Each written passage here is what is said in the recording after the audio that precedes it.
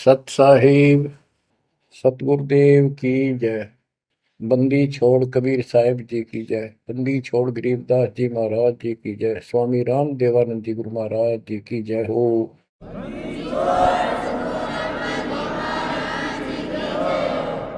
सर्व संतों की जय, सर्व भक्तों की जय, धर्मी पुरुषों की जय। श्री काशी धाम की जय, श्री सुडानी धाम की जय, श्री क्रोथा धाम की जय, श्री बरवाड़ा धाम की जय।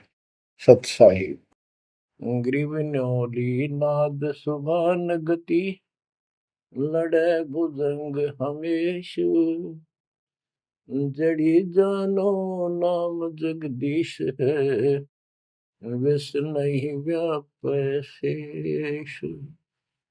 संत गरीबदास जी महाराज परमात्मा से प्राप्त अध्यात्म ज्ञान को कितने सुंदर तरीके से प्रमाण के साथ पेश करते हैं कि परमेश्वर कबीर जी का जो नाम है ये ऐसा जबरदस्त है। कबीर साहब ने बताया कि कबीर जैसे फनपति मंत्र सुन, रख पुन सुकोड़े, ऐसे बीरा मेरे नाम से, गाल चले मुंह मोड़े। ये तो कबीर साहब ने स्वयं बताया। जैसे फनपति सर्प और गारुड़ के मंत्र को सुनकर उससे इतना डर जाता है कि अपने फन को इकट्ठा करके भागने की चेष्टा करता है, ऐसे मेरे नाम से, कबीर नाम से, उस सच्चे मंत्र से यू काल चले मुंह मोड़, ऐसे काल दूर भाग जाता है। गरीबदास जी कहते हैं, यम किंकर कर जोड़ चले तिस देख रे, धर्मराय के अंक मिटावे लेख रे, जीव जुनी नहीं जा बाठा डे गही, दर्ग मंज हजूर पकड़ छे की बही। गरीबदास जी आंखों देखा परमात्मा की शक्ति का वर्णन करते हैं कबीर जी का, कि उनको देख कर यम के दूत हाथ जोड़ के और दूर चले जाते हैं। और फिर परमात्मा ने धर्मराज के दरबार में जाके मेरी बही निकाली। बही वो बुक, वो पैड जिस पे अकाउंट लिखा था, और परमात्मा ने कहा ये मुझे दो, ये मेरा भक्त हो गया, इसने मेरी दीक्षा ले ली। वह पैड पाट दी दाता ने वहीं पर और फेंक दी कूड़े में। दर्ग मंज हजूर पकड़ छे की बही, जीव जोनी नहीं जा बाठा डे गही। कि कबीर साहब ने जिसकी बाह पकड़ ली, जिसका हाथ पकड़ लिया, जिसको शरण दे दी, वो जीव 184 प्रकार की योनियों में नहीं जाएगा।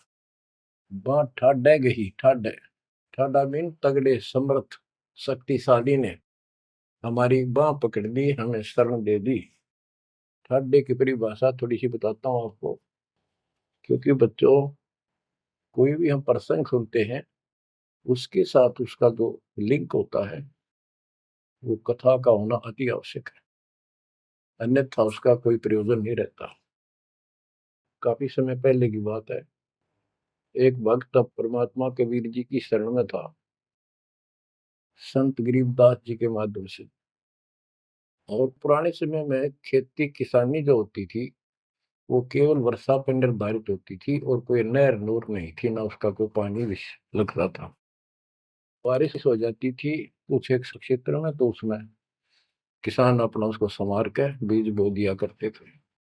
जमीन ज्यादा हुआ करती थी उस समय। उस भगत की बहन के क्षेत्र में वर्षा होगी, वहां से मैसेज आया कि हमारे यहाँ बारिश हो गई है और सभी खेत एकदम बाने योग्य हो गए, बोने योग्य हो गए, हेल्प के लिए आओ।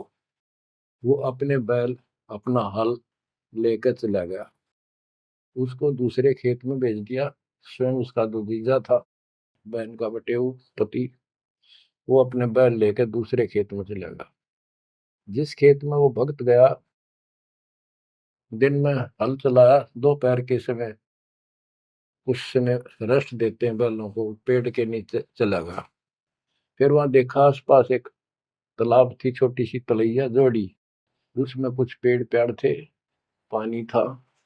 बैलों को पानी पिलाने चला गया तो वहां एक मंडी बनी हुई थी, यादगार सी, छोटी सी चबूतरा सा बना के।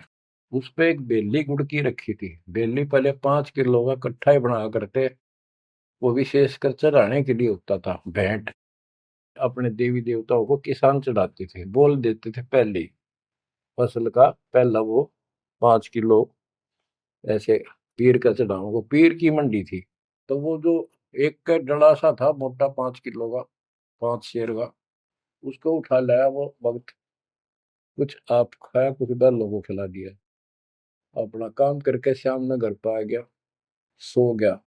रात्रि के 12 बजे के आसपास एक 4.5 फुट का, टोपी सिर पे, सफेद कपड़े, दाढ़ी, जैसे मुसलमान वेशभूषा हो, आके उससे 10 फुट दूर खड़ा होके और कहने लगा, तेने मेरा गुड़ कैसे खा लिया, तेरी हिम्मत कैसे पड़ गई, तो ठाड्डे की शरण में है इसलिए बच गया, न तुझे मारता और तेरे दोनों बैलों को मारूंगा।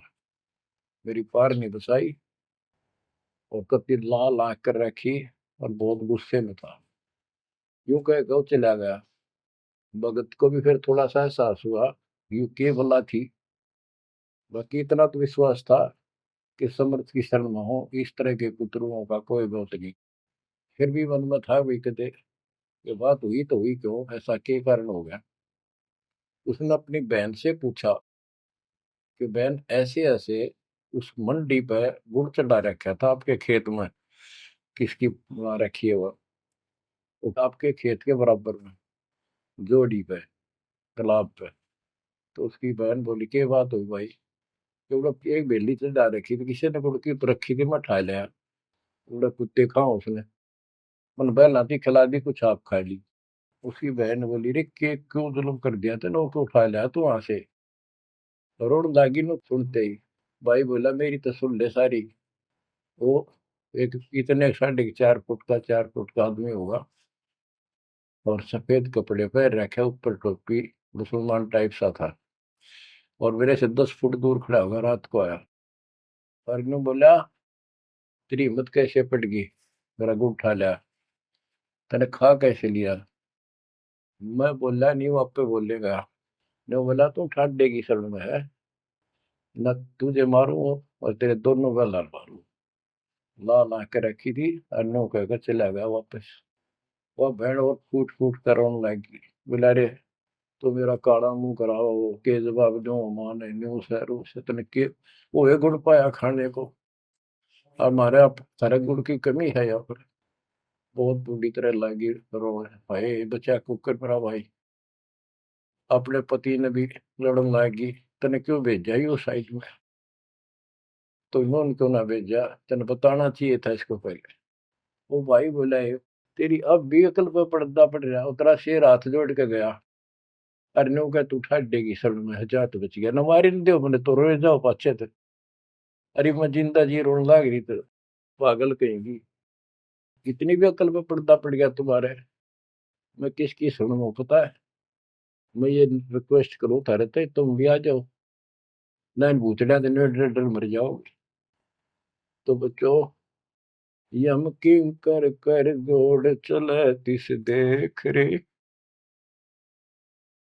बच्चों, आत्मा फूट फूट गाती है, चारों युग में संत पुकारे, कूक क्या हम हेल रे, हीरे माणिक मोती बरसैया जग टूटा ढेर रे। ये डरे तो बड़ी आदत पड़ गई है। यम किं कर कर जोड़ चले तिस देख रे, धर्म राय की बंद मिटावे लेख रे।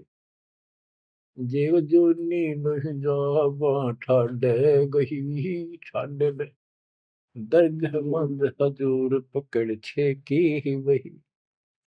सुन मंडल सतलोक अगमपुर धाम है, धन बंदी छोड़ कबीर तुम्हारा नाम है। बच्चों, इस परम पिता के प्रेम में ऐसे गजब के ज्ञान, ऐसे समर्थ की शरण, आत्मा भावुक हो जाती है, रोका नहीं जाता। सो शुक्र मनाते हैं अपने गुरुदेव का, हे बंदी छोड़, हे परम पिता कैसे शरण दिया आपने, कैसा सुंदर राह बता दिया। नहीं अन्य बिरान माटी राखो या भूतड़े, अरे न पूजे भी जाओ और दुर्गति भी जो कि न रहनी थी। और गीता कहती है भूत पूजोगे भूत पढ़ोगे। परमात्मा की सूक्ष्म वेद की वाणी कहती है भूत में सो भूत है, देव में सो देव, राम में सो राम है, सुन सकल सुरदेव। अब प्रश्न चल रहा है, कबीर जैसे फन पति मंत्र सुन, रख फन सकोड़े, ऐसे बीरा मेरे नाम से काल चल मोड़े। पारक के अंक की अमर ग्रंथ की प्रथम वाणी है, ग्रीव न्योल नाद सुभान गति, लड़े भुजंग हमेश, जड़ी जानो नाम जगदीश है, विष नहीं व्यापै शेष। जैसे एक नेवला होता है, सारा 9 इंच का प्राणी, और वो 10 फुट के सांप को, सर्प को, भुजंग को मार देता है। कैसे मार देता, उसके पास एक ट्रिक है। उसके पास एक जड़ी होती है, एक नागदमन जड़ी होती है जंगल में, उसको सूंघता है, उसमें स्मेल आती है। वो सर्प को उस समय छेड़ता है जो वो जड़ी के आसपास होता है, वो झाड़ बोझड़ों के अंदर होती है। वो सर्प को छेड़ता है, सर्प ऐसे फन उठा लेता है, और वो जाके एकदम वहां जड़ी श्वास में भर लेता स्मेल, और आके उस सर्प के सामने सो के थोड़ी सी दूरी से छोड़ देता है। जिस दर से हवा चल रही हो, सर्प की तरफ जा रही हो, उस साइड में हो जाता हो। सर्प को उससे चक्कर आने शुरू हो जाते उस स्मेल से, उसका जी घबराता है और वो भागने की चेष्टा करता है। नेवला फिर उसके गर्दन पे बैठ जाता है, मुंडी पे पीछे के, और वहां मुंह के ऊपर फिर वो स्मेल छोड़ता ही रहता है। उसको अचेत करके फिर पकड़ कर उसको मार डालता है, काट देता है। तो बच्चों, गरीबदास जी ने बताया कि कबीर परमेश्वर का यो सच्चा नाम सतनाम और सार नाम। सार नाम है, ये है मेन चीज। सतनाम भी बहुत शक्ति हो जाती है इन दोनों के मेल से। जैसे दो जड़ियों को मिला दिया जाए, उसका कुछ अलग से स्ट्रॉन्ग दवाई बन जाती है, मेडिसिन। और तीसरी मालिक मिला, मालिक का जो सार नाम है, वो तो कहना ही क्या है। तो हमारा जो मोक्ष जो होगा इन सभी मंत्रों के जाप से होगा। ये हमारी साधना है, पूजा हमारी सार नाम है। बच्चों, जैसे एक छोटा सा सर्प उस जड़ी की ताकत से, स्मेल की ताकत से जो श्वास में भर के लाता है, इतने तगड़े लंबे सर्प को कंडम कर देता है। ऐसे ही परमात्मा के इस नाम के सिमरन श्वास के द्वारा करने से, तो ये बताया कि ग्रीव न्योल नाद सुभान गति, लड़े भुजंग हमेश, और जड़ी जानो नाम जगदीश है। जगदीश सारी सृष्टि के मालिक का जो असली नाम है, वो जड़ी है, वो नागदम जड़ी है। अब जैसे सतनाम भी बहुत ताकत रखता है, ये हमारी साधना है। जैसे प्रथम मंत्र सतनाम, ये साधना है। सार नाम हमारी पूजा है। पूजा और साधना में अंतर होता है। कबीर साहब हमारा पूज्य है। साधना वो होती है, जैसे हमने जल की आवश्यकता है तो हैंडपंप लगाते हैं। हैंडपंप के लिए बोकी और पाइप, बोकी मारते रहते हैं, मिट्टी बार डालते रहते हैं। सतनाम की बोकी श्वास उश्वास से मारकर जब वो पानी के लेवल पर पहुंच जाती है, वो बोर, तब उसमें पाइप लोअर करके फिर उसके ऊपर एक मशीन बांधी जाती है, वो सार नाम है। और मशीन से फिर उसको चलाया जाता है। वो हमारा पूज्य इष्ट है, वो सार शब्द है। जो हमें चाहिए था ऐसे मिलेगा वो सुख परमपिता परमात्मा के सच्चे दरबार का। तो गरीबदास जी कहते हैं वो मंत्र, वो जो सार नाम है, वो जड़ी जानो नाम जगदीश है, परमात्मा जगदीश कबीर साहब का सार नाम। वो नाग दमन जड़ी बूटी है, वो काल दमन। और विष्णु व्यापक शेष, छोटे से सांप की बात छोड़ो, शेष नाग जो सबसे बड़ा ताकतवर 1000 फुट का बंदर है, यानी काल 1000 भुजा का ताकतवर है, ये भी निकट नहीं आ सकता। बच्चों, किस्मत सराहा करो अपने, 100 गुण गाया करो। गरीबदास जी कहते हैं, गरीब साधों से ते मस्करी, ये चोरों नाल खुशाद, मल अखाड़ा जीतेंगे ये युगन युगन के माल। माल, रेसलर, पहलवान, इन नकली गुरुओं से तो खुश है सारा संसार, साधों से ती मस्करी, इन चोरा नाल खुशाद। हाय हाय, इन चोरों से, झूठे गुरुओं से खुश, और साधु संतों के मजाक करते हैं। ये तो मल अखाड़ा जीतेंगे युगन युगन के बाद। आप हो वो युगन युगन के माल। बच्चों, आपको बहुत बार प्रमाण दिए जाते हैं, देता ही रहूंगा आखिरी सांस तक, क्योंकि सिलेबस यू है।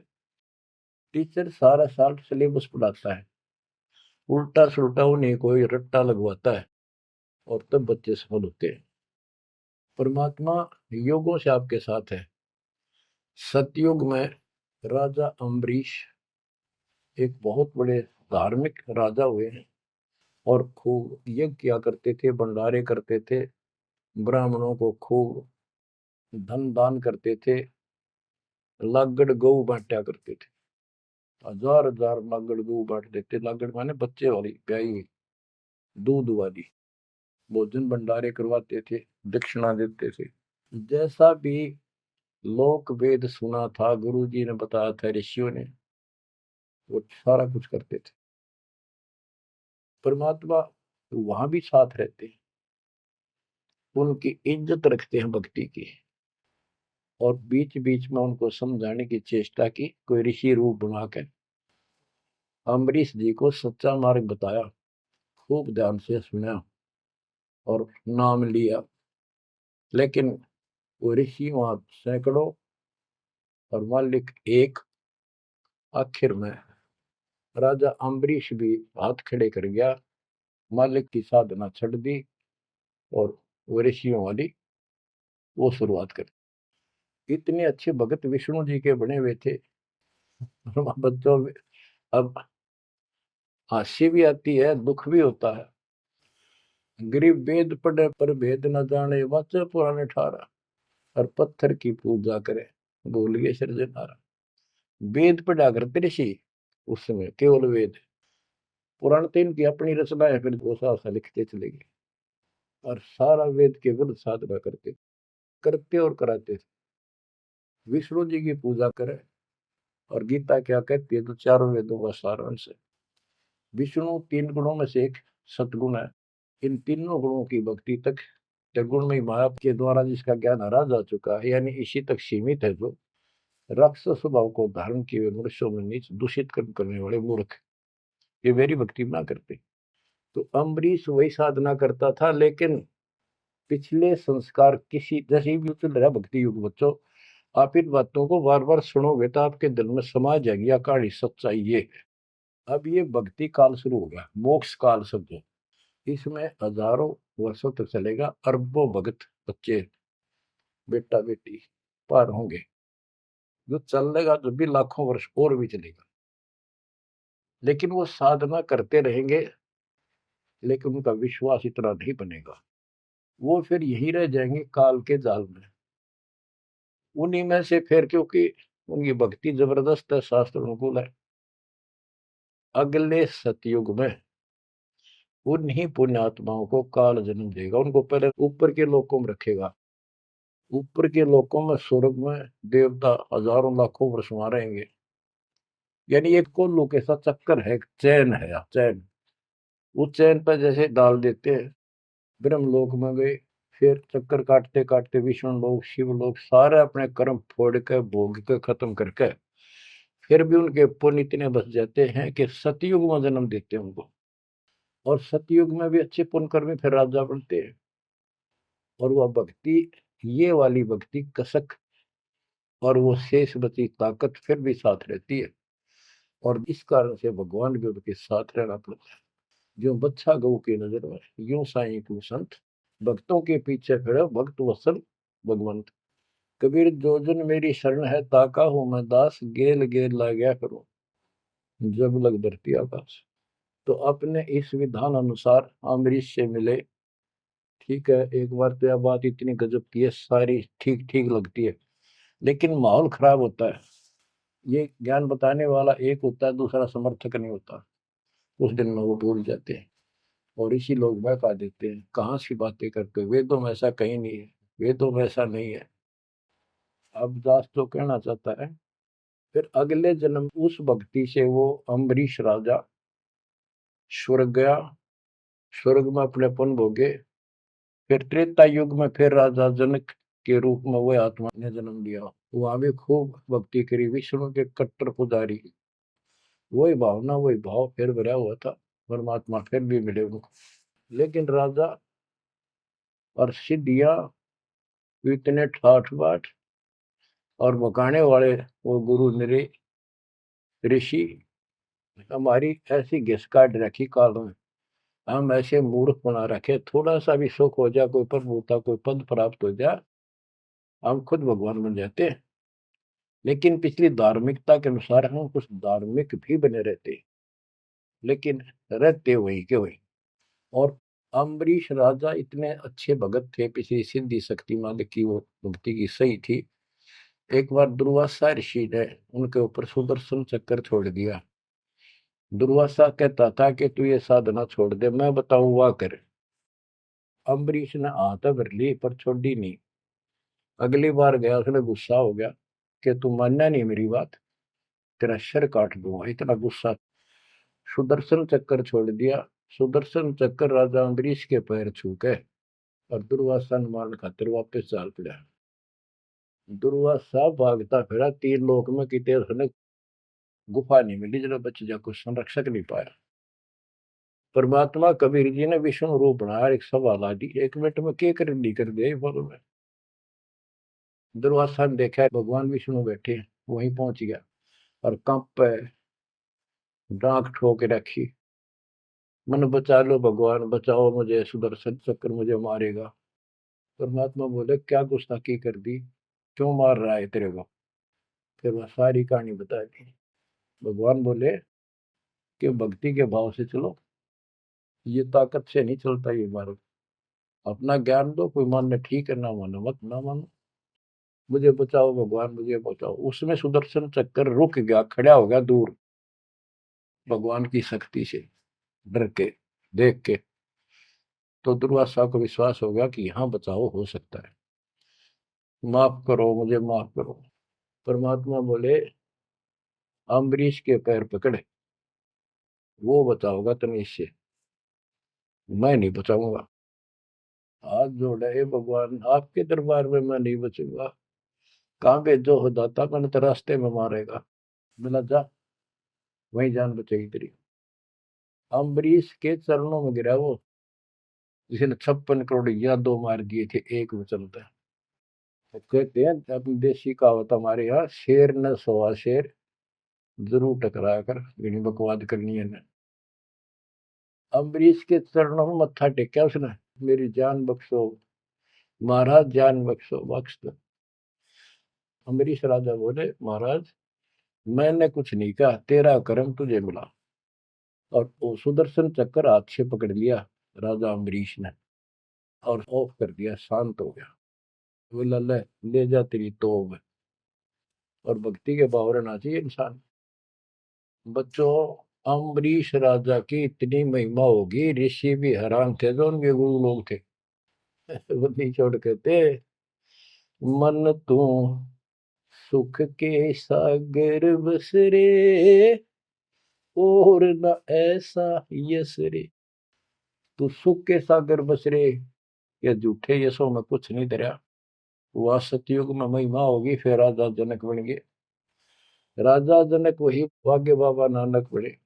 जब एक सुखदेव नाम के बाल ब्रह्मचारी माँ के गर्भ से भक्ति ले रहे थे और आकाश में उड़ जाने की सिद्धि थी। उस हृदय की गांठ से पंसारी बन जाते ये, अपने बराबर किसी ने नहीं समझा था। राजा जनक के पैरों में पड़कर स्वर्ग तक जाने का विरोध करवाया। वो मोक्ष तक बहुत दूर की बात है, वो तो मार्ग ही नारा है। गरीब सुखदेव ने 84 भुगती बिना पजावे खरगो, तेरी क्या बुनियाद परानी, तू पेंडा पंथ पकड़ो। के सुखदेव जैसे ऋषि जिसकी टूटी बोला करती, सारे देवता उसका सम्मान करते थे, बड़ा पहुंचा हुआ है, वो भी फिर 84 लाख योनियों में गया। राजा जनक से दीक्षा ली। पहले तो यूं कहता मैं बाल ब्रह्मचारी ब्राह्मण ऋषि, जनक विदेही राजा भाई कैसे शीश निभाऊं जाई। सुखदेव बोले ज्ञान विवेक का हमने स्त्री का मुख नहीं देखा। राजा के 10,000 रानियां। तो गरीबदास जी कहते हैं गोरख से ज्ञानी गणे सुखदेव जति जिहान। वो अपने आप को जति मान रहा था। और सीता सी वो बारिया संत दूर स्थान, संत के घर बहुत दूर है। इन बात का तो नहीं भाई इसने ब्याह करवा रखा है, इसका न्यू हो रहा था भाई संत कैसे हो सकता है। 10,000 रानी थी, फिर भी उस नकली से दो भी अच्छा था राजा जनक।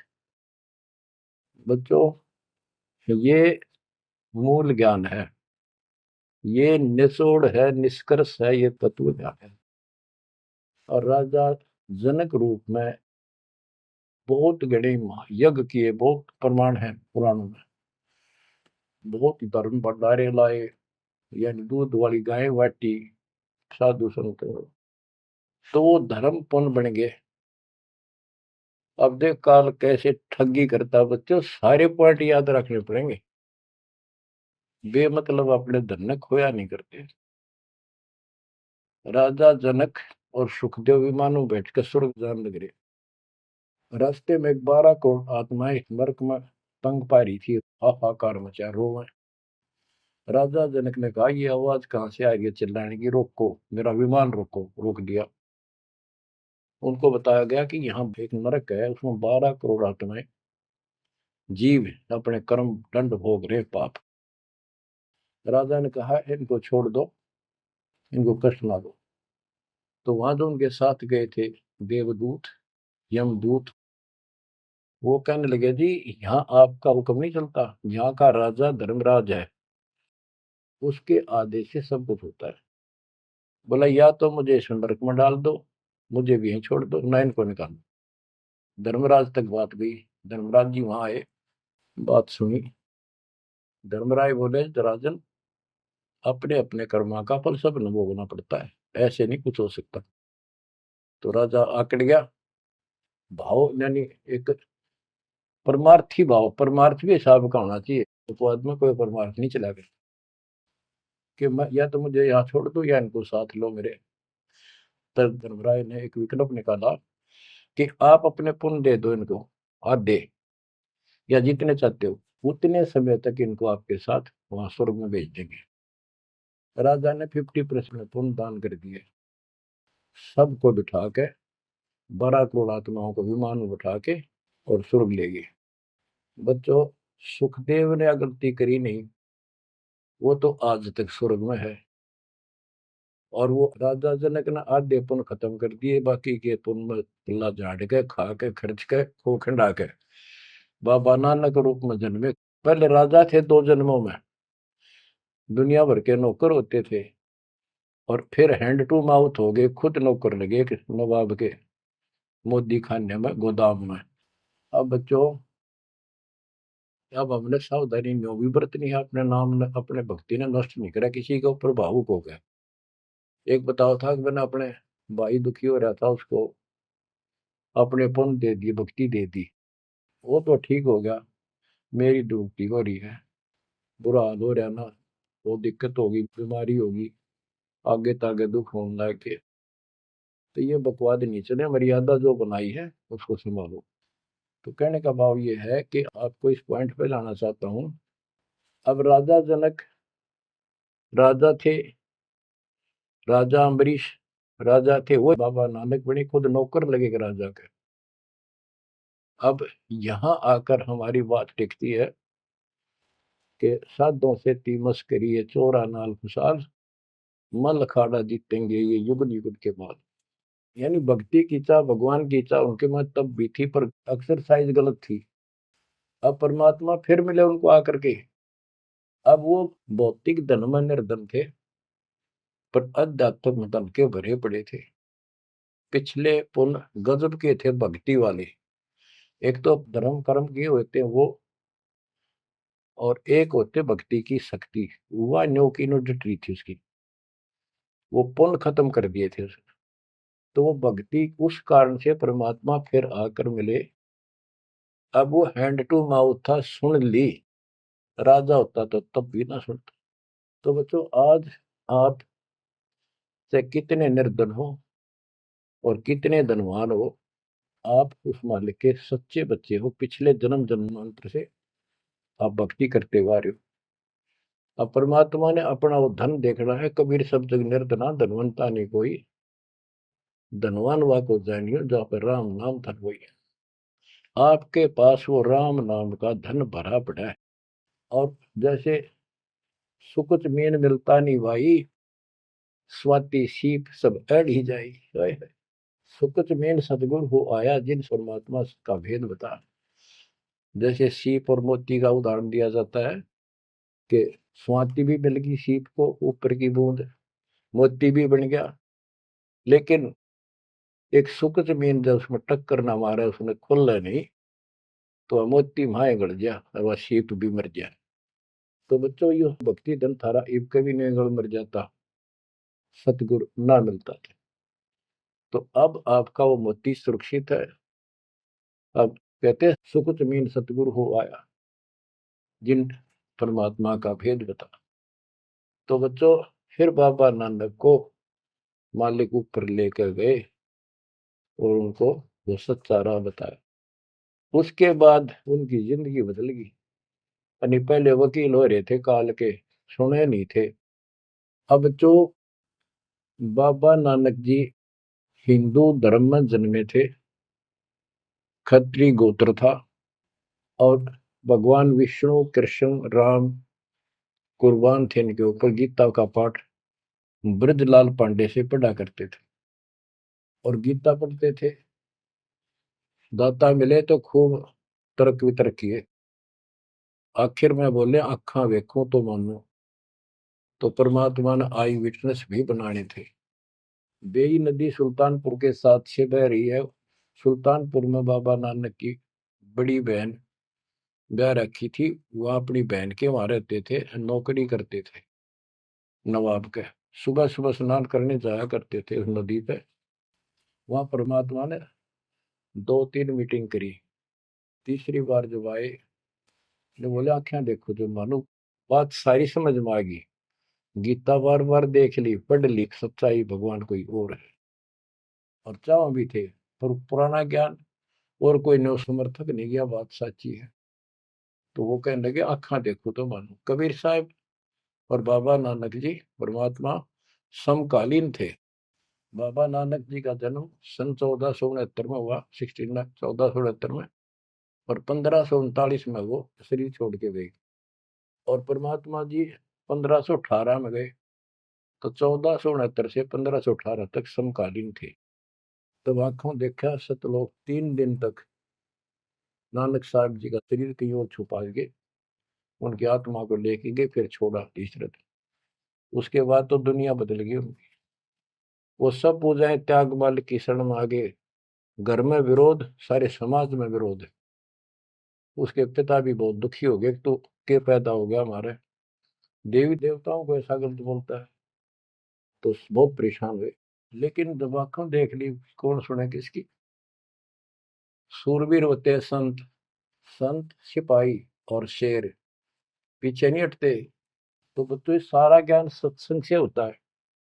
परमात्मा का और उस प्यारी आत्मा का, आत्मा और परमात्मा नानक साहब का सत्संग हुआ।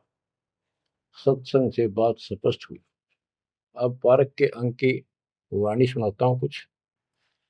साधों से ती मस्करी ये चोरा नाल खुशाल, मल अखाड़ा जीतेंगे ये युगन युगन के माल। अब वो बाबा नानक युगन युगन के माल थे और वह जीते, डट के खड़े हो गए। फिर जब ज्ञान समझ में आ गया, सारा संसार मीराबाई थी युगन युगन की माल।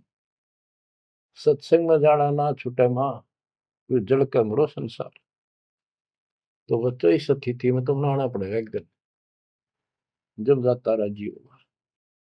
और ये ज्ञान खुद देता है भगवान, और वो आत्मा जो इसको सुनकर कुर्बान हो जाती है, वो महान आत्मा होती है। गरीब अंश गवन करते नहीं, मान सरोवर छाड़, कौवे उड़ उड़ जात हैं खाते मसाहाड़।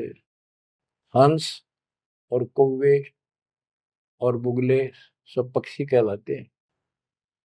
हंस उस मानसरोवर को नहीं छोड़ता जहां उसका आहार मोती होते हैं, और कौवे वहां टेके नहीं, क्योंकि उन्हें तो जगह जगह जाकर मांस खाना, हाड खाड़े हाडों का मांस चाटना, किसी पशु के जख्म में चोंच मारना, ये कौवे जैसी व्यक्ति के लोगों का स्वभाव होता है कि दुखी उनका अपना उल्लू सीधा हो, स्वार्थ सिद्ध हो, ताकि अगला कितना दुखी हो। ये कौवे जैसे जीव होते हैं।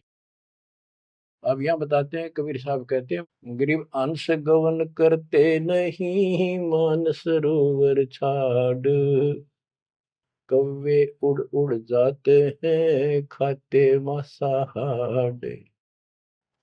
गरीब मान सरोवर मुक्ति फल, मुक्ता हल के ढेरे, कौवा आसन न बंद जय भूमि दीन सुमेरी।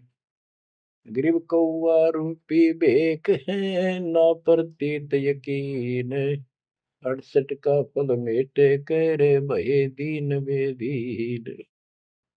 गरीब हंस दशा तो साध है, सरोवर है सतसंगे, मुक्ता हलवाणी चुगे फिर चढ़त नवेला रंगे। अब स्पष्ट कर दिया कि ये सत्संग जो है ये मानसरोवर है, और भगत साध ये हमारे हंस हैं। अब कौवे बुगले तो मेंढक मछली अड़ंगा कुवाड़ बकवाद करते हैं, और हंस केवल मोती खाता है। इसी प्रकार निर्विकार जो भगत आत्मा बन गए, बेटा या बेटी, वो हंस जैसे हैं। वो केवल मालिक की वाणी, परमात्मा की भक्ति और धर्म कर्म रूपी मोती खाते हैं, और फिर ये मोती खा के, यानी सत्संग वचन सुन के, फिर चढ़त नवेला रंग, एक अजब गजब रंग रंग जाता है उसकी आत्मा में।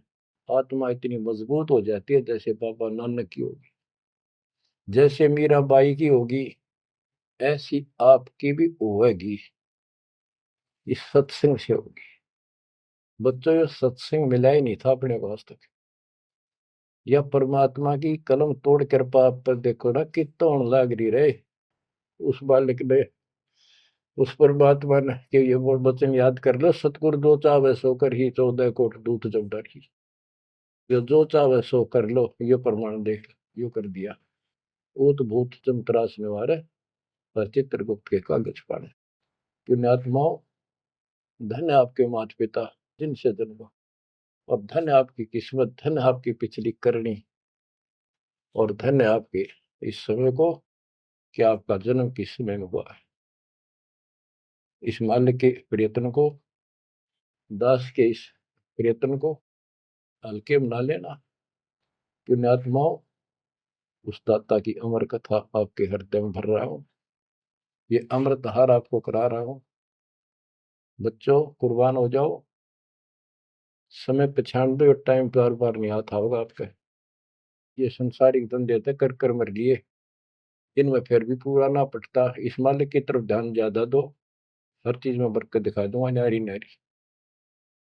परमात्मा आपको मोक्ष दे, आपको समय दे इस अनुभव रत्न, इस मानसरोवर बनाने का, आत्मा के मैल कटाने का सत्साई।